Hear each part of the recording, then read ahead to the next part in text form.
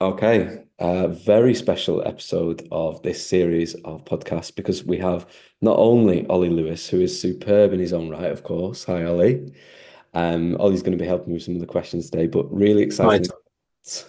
Stuart Kime from Evidence-Based Education, which is superb. So on February the 1st, we're going to be joined by yourself and Rob Coe as our headline speakers, which is for us.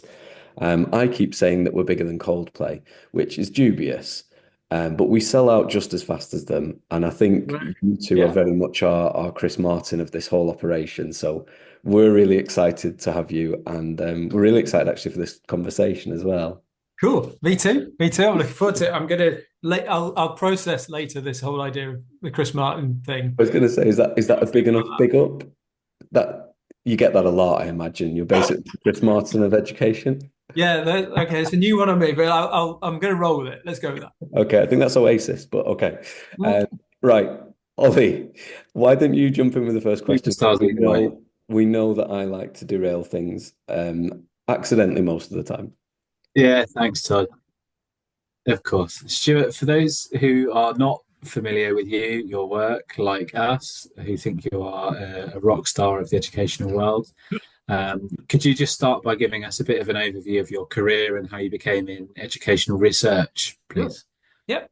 I qualified as a teacher in the year 2000, and I worked as an English teacher and a drama teacher and a middle leader and senior leader for about 11 years. And then I built up far too many questions and not enough answers. So I decided to go back to university to study for a PhD. I wound up in the office of a guy called Rob Coe, who became my PhD supervisor.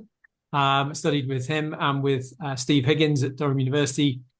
Got into the whole evidence-based thing through them, through working alongside folks at the Education Endowment Foundation here in the UK, and just kind of getting stuck in working with schools directly who were starting to think about how research evidence could apply to their practice.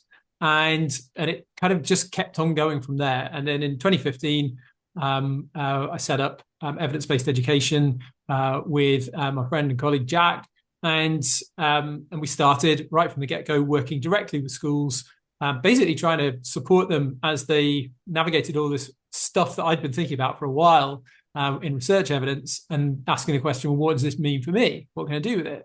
And basically, from then, since 2015, that's what we've been working on, is trying to cut through the noise and the nonsense of some of the stuff that's out there in research, to find useful things for schools, things that actually help them to make better decisions, and to try and implement those in practice. And that's basically the work that we now do with schools all around the world. Fantastic. So you've spoken a little bit about the curiosity being the sort of the driving force there for you getting started on this journey and then setting things up. But what sort of drives your passion for teaching and learning and for education? Right. A very simple belief. Well, a belief and a fact. So the belief is that every teacher can be better than they already are. The fact is that when they get better, children's lives get better. So that's it. And I love that answer because one of my favorite things is to play Dylan William bingo, and sort of have Dylan William quote offs with people because I'm extra cool like that. Yeah. Well, I don't think I've got any in there just yet, but just remember that nothing works everywhere, or something like that. Oh, geez, there we go. We're at the races now. Something like that. Um, Thinking about these, you talk about the Education Endowment Fund and these types of platforms that support schools like yourselves. Mhm. One of the things that I often wonder is how the implementation of the research is reflected in the guidance. Because obviously a Mm. lot of schools will see something like metacognition. Oh, that's really powerful. The EF say it's amazing. I should do that. Yeah. EBE say we should do this. Where do you see yourselves as an organization in terms of supporting schools with what to implement Yeah. Yeah. and the So challenge of implementation as well? yeah.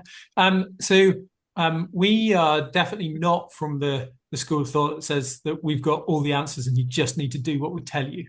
It's not that. And anybody who does say that, anybody who says that they've looked at the best available research and this is what you should do, it's probably wrong. So we come at it from the point of view of, we know that there are some really sound foundational principles of really highly effective classroom practice. So take, for example, teacher-student relationships or promoting learner motivation. We know that when learners feel more motivated to learn, that they learn more. It just seems to work that way. But how do you help learners to feel more motivated? Well, that depends on so many factors, right? Depends on cultural context, depends on the age of the child, depends on a whole range of different factors. So our approach is to say, if we can help teachers and school leaders just to kind of understand some of these fundamental principles that underpin, that give us the why does this work, then and then give them opportunities to get feedback, to learn a bit more about what other people have done in other contexts, to kind of take ideas about the what that they might try, and then go and try it. And crucially, try it and evaluate it. Get some feedback on it, see how it's going for you in your context. So I think we've evolved, and I think others seem to be evolving beyond just the kind of the research says this, therefore you should do this, to the research says this, therefore you should think about how you can adapt and fit things in your context whilst maintaining those core foundations. So like with metacognition, like, there's a lot of stuff there on planning, monitoring, evaluating, but how you do that in an early years context looks very different to how you do that in a vocational training context or somewhere else. And I think that's the classic one, isn't it? Because there was at the time of, Great Teaching Toolkit and the EEF's toolkit, the sort of the release of things like that, a lot of schools went, metacognition, we must be doing metacognition. And you walk in the corridors, and the corridors are genuinely dangerous. And you think, well, maybe later we could look at it. Yeah. So, and another thing that I think I'm really keen on is figuring out your priorities based, the research evidence can have some really seductive, like, some things that will take you down a rabbit hole and you'll get really excited about how interesting, different forms of questioning are. But if the children in your classroom don't feel secure and safe and known, don't be surprised if they don't listen to your questions. So you can have all the most wonderful questioning techniques, but if you haven't got a solid relationship with them, it's probably not going to work. Yeah, we've jumped straight in talking about the Great Teaching Toolkit, and I haven't particularly asked the uninitiated what it is and what the philosophy of it is. So perhaps I did say I've got a bad habit of derailing. I always preface with that because but maybe we should take. You've done it already. I can't help it. It's just it's the wrong way around. It's supposed to be. I would argue that was a lovely segue into what is the Great Teaching Toolkit and the philosophies behind it. Yeah. So I'm on your side here, mate. Yeah, I did a great job there. Anyway, Stuart, please. What is the Great Teaching Toolkit? So it is it's a personalized professional growth platform for teachers. It's used by schools. Generally, schools buy licenses for their teachers, but each teacher then has the stuff that they need for their own personal growth. They might be working on similar things to other people in their school, but it's very much kind of bespoke to them. So when they access the toolkit, they get diagnostic tools, feedback that they can use to reflect on their own practice. And then from there, guidance towards, well, if this is an area that you think is worthwhile for improving, then here are resources to help you with that, be that in the form of courses, be that in the form of other tools to help you get more feedback, resources, just all kinds of different things, that are designed to help a teacher move on from this is an important area for me to work on to this is how I can work on it. And that you can just get it whenever you need it. You don't have to wait for somebody else to organize some training or whatever. It's just there 24/7. And it's all underpinned by a thing called the Model for Great Teaching, which we published back in 2024. Yeah. And it's the most comprehensive and precise way of articulating what great teachers know and do and believe. So it's the foundation for everything that's inside the platform, and therefore it's a way of giving confidence to teachers that if they're working on something that's in there, they're working on something that's worthwhile. And it's in our region, it's even better, because one of the worst things you'll see in this region is CPD delivered entirely in English, despite a huge staff body not actually speaking English.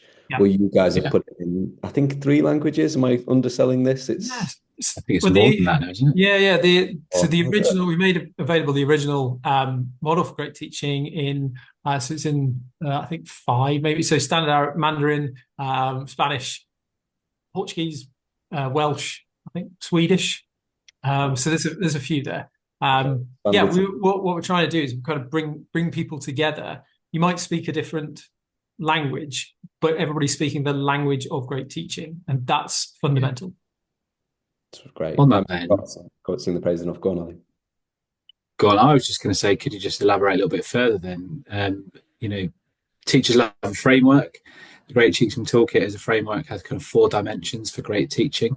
Could you just break down what those 4 areas are and why they were chosen as the kind of foundation elements of teacher development?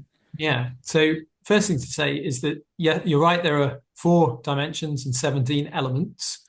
And that is the framework in and of itself. That's the kind of the complete list of the best of what we know about what great teachers know, do, and believe. It's split down into dimension 1, which is understanding the content. It basically means knowing your stuff, knowing your curriculum stuff, but then also knowing how it's learned.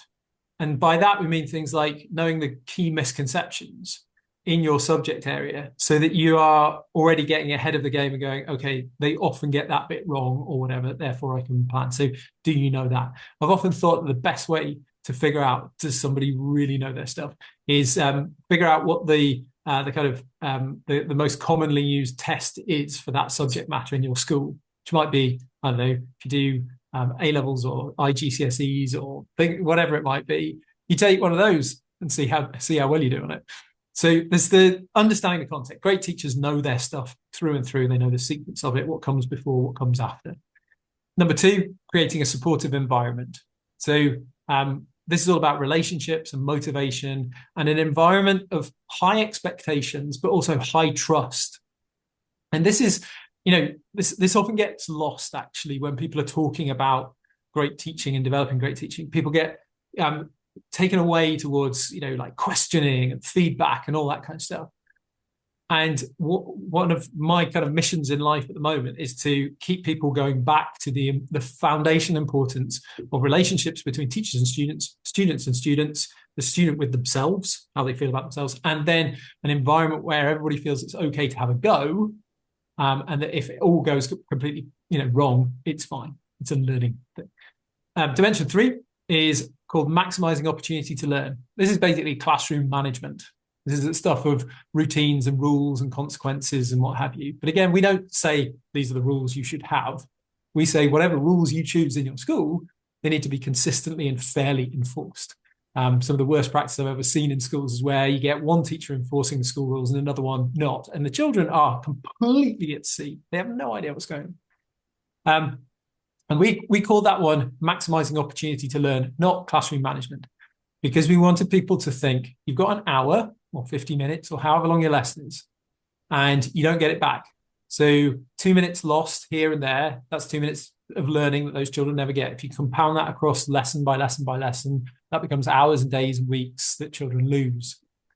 The final dimension, number 4, called activating hard thinking. And we called it this because learning happens when you think hard about something. So this is all the stuff of asking questions and explaining things and giving practice tasks and metacognition that we've already talked about. But why are you doing them? What's the point? The point is to get learners thinking hard about the stuff that you want them to learn, because if they're thinking hard about it, they're more likely to learn it. And when we were designing it, we were constantly going, should this element fit there? Does it move there? Does it go there? Should we have 4 dimensions, 3 dimensions, 2 dimensions? Is it just one thing? In reality, when great teachers are doing their stuff in the classroom, it's just one thing. It's all of those bits coming together in one glorious, beautiful, sometimes magical event. And we look at it and go, how is that happening? But we realize that no teacher's going to get better if we just said, look at how magical that is. Just be like that. So we went about the job of splitting it up into manageable bits that a teacher could then pull out and go, I'm going to work on that bit. I'm going to figure out what's going on with that. I'm going to learn some more about it, try some new things, get some feedback and so on, and then keep on working through, upgrading bits of their practice as opposed to just being overwhelmed and going, I just need to be better. How do I do that? So that's what it is and how it was put together, really. And I think that's one of its real triumphs is that. And I'm interested to know actually if there's any elements that you dismissed or things that you kind of, what's the phrase? People talk about sort of sacred cows, don't they? Things that you kind of had to go. But I just got to pick up on something you said there, because I remember on my NQT year being told to watch this woman, Karen Hardy, fantastic English teacher. You must go and see Karen. And I watched her and I went, yes, that's brilliant. But it was like trying to learn to fight by watching a bear. And so the bear knows how to use bear body. Like it's got all these different facets. Yeah. And I just remember thinking, I just need to learn how to make them be silent when I'm reading a book. Like I need to start there. It's really hard too. Observation is really, it's very difficult to get under the skin of what it's really like, what's going on, what decisions are being made, because you're just seeing the surface of it. So when we go, people say, just go and watch somebody. It's like, okay, I'll go and watch them. I'll be super impressed and I'm still quite confused. Yeah. So you need to be able to decompose the bits into. Lovely. And I should have learned loads. And I'm sure if I went and watched now, I would. But just remember at the time thinking, I don't know. It's obviously very impressive, but what? Yeah. Well, one of my favorite tools inside the toolkit is a little a video tool where you can just upload a video of your practice or somebody shares it with you or whatever. But it's got a little rubric down the side of it. So if you're working on questioning, for instance, then the first thing that it asks you to think about is adequate thinking time allowed when the question has been asked. So just that, you start to then break down. You can watch it and go, has she allowed some thinking time? Okay. Because again, the whole purpose is are we helping children to think hard about the thing that we want them to learn? And so we try and break down into tiny little bits the complex whole of teaching. Yeah, and I think teachers, when experienced teachers are asked, is it okay if someone comes and watches you? They should always say, what is it they need to see? Yeah. So they can sort of do I'm doing the thing now. This is how, often without breaking it down to components, like you've said, it's very hard to get anything from those observations. I'm going to circle back to that sacred cows. Is there anything that you dismissed? This is a selfish question. I just was interested as you were talking there, was that I can imagine you with all the pieces out trying to make it and someone fighting for something that didn't make the cut. Do you know, I don't have a good answer to that one because it was quite a few years ago now, but also there were so many frameworks that we were bringing together and what have you. But there's one that I guess not so much a sacred cow and something that we threw out, but something that I think is worth kind of pointing out about how ours differ slightly from others. So if you come across Rosenshine's principles of instruction, so really common and mostly really good. And on the notes, but one of the things that's in there is it's kind of, I can't remember the exact phrasing of it, but it's like ask a lot of questions. But that doesn't hit the mark for me because the marker of quality is not asking a lot of questions. The marker of quality is about the type of questions that you ask and the timing of them, and crucially, and I'm going to say this until I'm blue in the face, the thinking that it engages children. If you just ask a load of questions and children just sit there like this, it doesn't really matter. So that was one of the ones where you could go, oh, Rosenshine, that's just fine. Well, it's mostly fine, but not quite. In the work that we've done on school environment and leadership, which we followed up in 2022 when we published on that, and that kind of became a part of the online toolkit as well. One of the things that we wrangled over there was vision, leaders having a vision and what have you. But there was nothing in the evidence to suggest that we should include it. And loads of people were going, but it's really important to have a vision.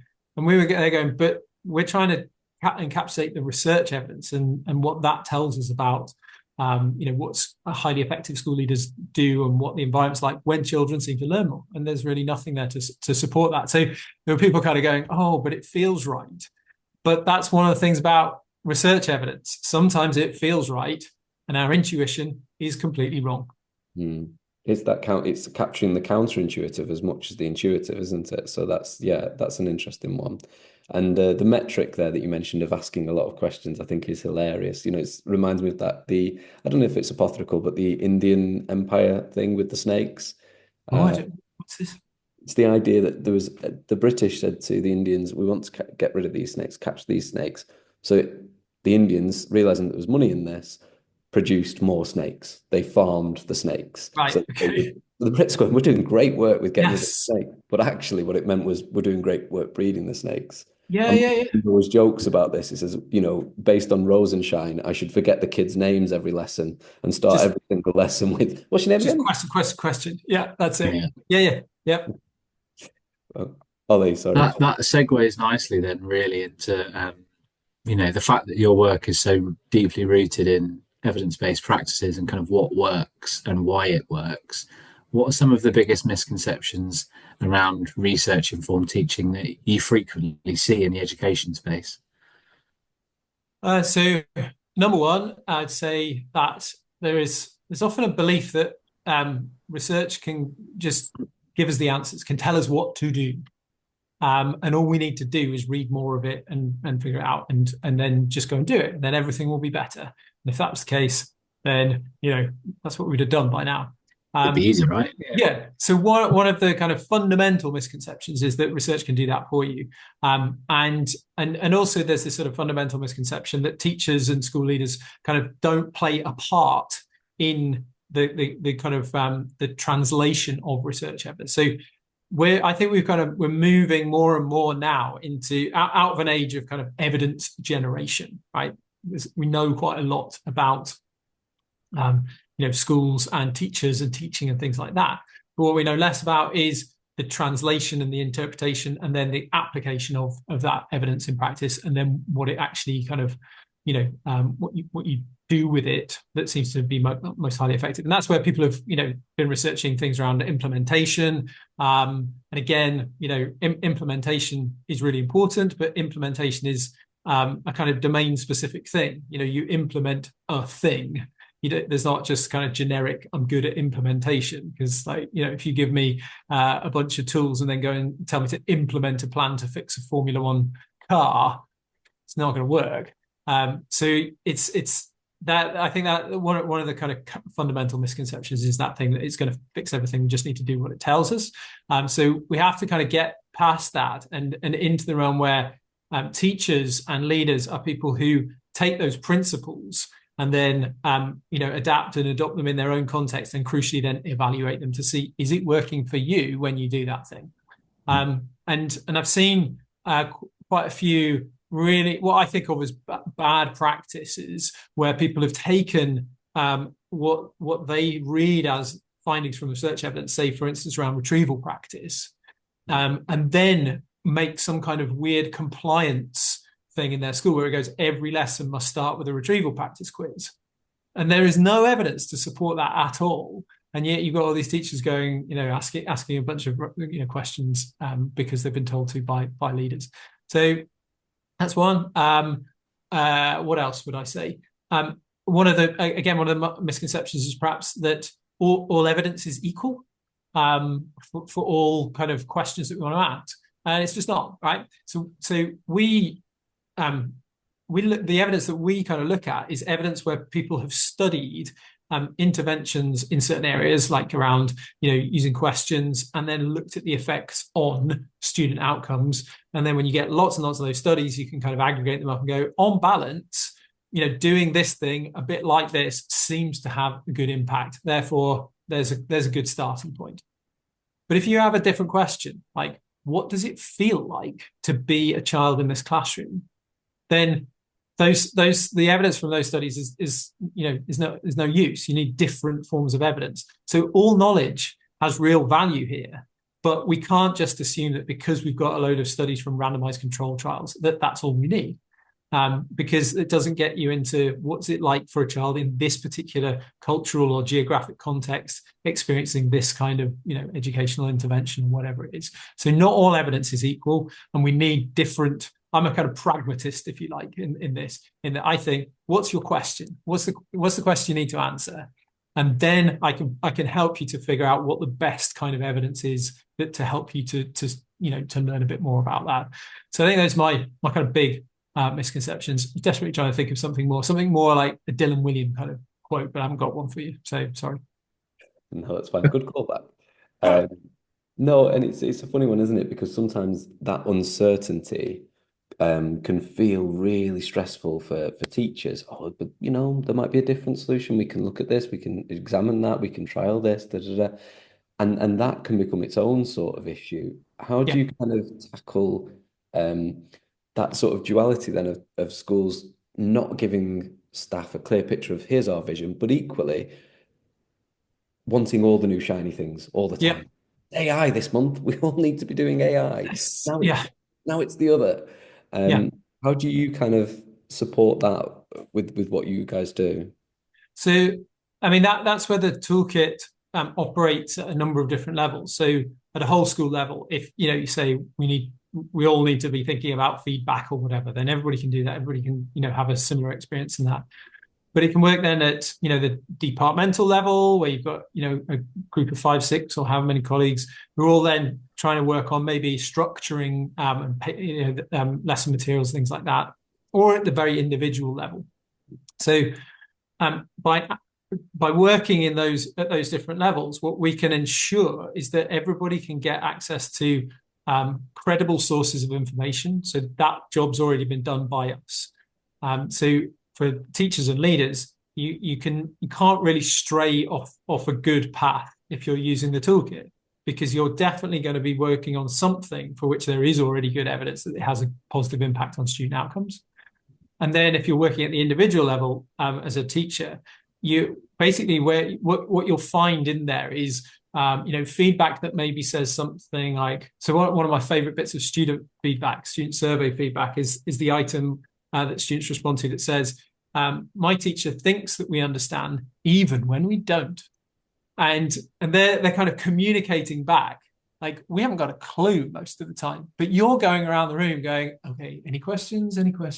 Okay, we're all good to move on? Yeah?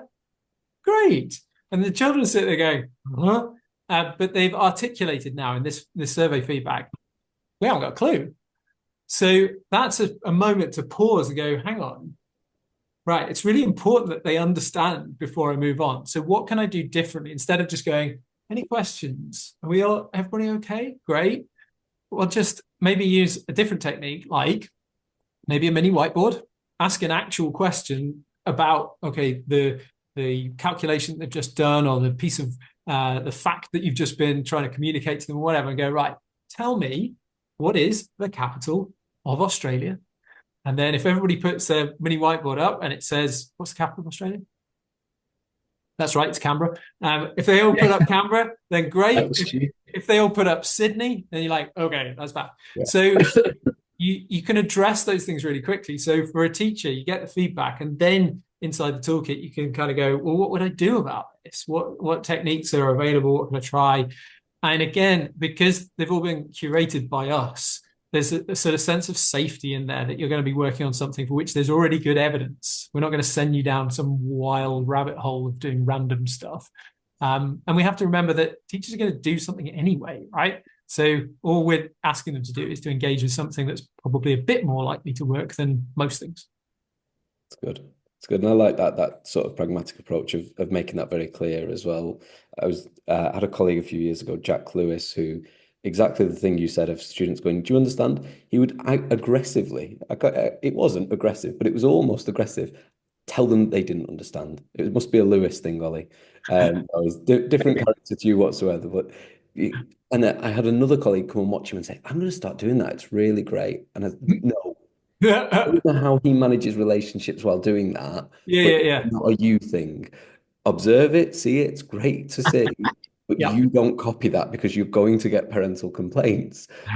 He had this fantastic way of managing it where the students loved him But the idea that everyone would just go, we are all now going to do prerequisite checks at the start of every little new sequence. Why? When? Who for? What are you trying to solve? That's I think that's exactly what schools should be about. Ollie? I just wanted to ask, you mentioned a couple of times, Stu, that there are loads of resources within the platform. What format do they look like? What kind of information are you signposting to people to help them develop? So there's all sorts of different media. So everything from there are books in there. There are so academic journal articles if you fancy going down that route. There are blog posts, there's podcasts, there's videos. Basically, any form of media is in there, but each one has been selected to be relevant to a specific element of great teaching.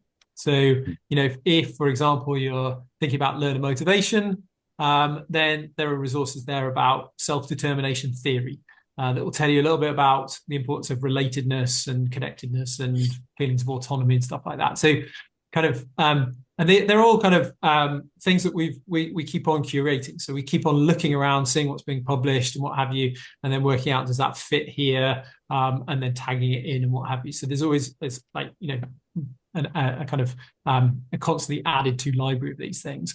And the idea there is that we're trying to find, as many different ways in for people. So if you've only got like 4 or 5 minutes, then you'll see in the resources section, each of them is like, there's a little timer on it that says, 4-minute read or something like that. So you don't have to go on a course or, listen to, an hour-long podcast or whatever. You can just read one thing. And that just might help to fill a little gap in your knowledge, help to inspire some other thought and a conversation with somebody else, those kind of things. And what we're seeing people doing with them is, school leaders and, heads of department or some, people who have responsibility for other colleagues will often just like share, one thing, go, right, I found this nice article. It's about the difference between learning and performance. And I just want to share it with you, and then we'll have a chat about it next week in whatever meeting we've got, or those kind of things. And so we're trying to find really like kind of low barrier ways to just say, you can have a look at this, watch that, listen to that on your way home from work. And I've been recording a podcast series, I'm going to plug this, called The Elements of Great Teaching, with a guy called Adam Colbeck. And each one of those podcast episodes goes into one element, looks at what it is, what does the theory tell us, why it's useful for a teacher, what it might look like from a student's eye view, and then what can you actually do if you wanted to try and work on that. So The Elements of Great Teaching, out now wherever you get your podcasts. Nice. We'll make sure we include that in the footnotes in this video, and we'll also include the link to evidence-based education, and of course, a downloadable version of the Great Teaching Toolkit. Yeah, the evidence review. Yeah, please, and make sure you get the many and various language options in languages. Yeah, 100%. Yeah, Stuart, that's amazing. It's been really enjoyable. So many big takeaways for me, and so many things that I think people will be looking forward to. February the 1st, I think your room will be packed. I think that goes without saying, but okay. I'm sure people will be interested in catching you before, after, during, as you're trying to have a coffee.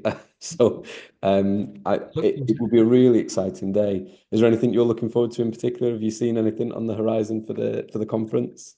Do you know the thing that I am looking forward to most about this sounds super cheesy, is learning from other people in their context. So other teachers, just it's one of the ways that I try and really stay in touch with what life is like currently for real teachers in real classrooms. And I always find it really helpful for me, because I kind of learn a lot about, what problems they're having. This is really difficult, or I just want to do this or whatever. And that always inspires me to then think, how can I help you with that? What can I do? So I'm just looking forward to that. And for anybody who is there and who wants to chat and to learn more about the Great Teaching Toolkit or anything else that I've managed to get myself involved in over the years, please just ask. I'm reasonably approachable most of the time. I like that word, reasonably, there. Right. Well, thank you so much for your time, Stuart. That's been enjoyable. Thank you both for the opportunity. I really enjoyed it. I think you more than lived up to the Chris Martin comparison that we started with. 100%. Right. Really looking forward to catching you on February the 1st, and we'll speak more then. Thank you both. It was really enjoyable. Thanks, guys. Thanks, everyone. Bye-bye.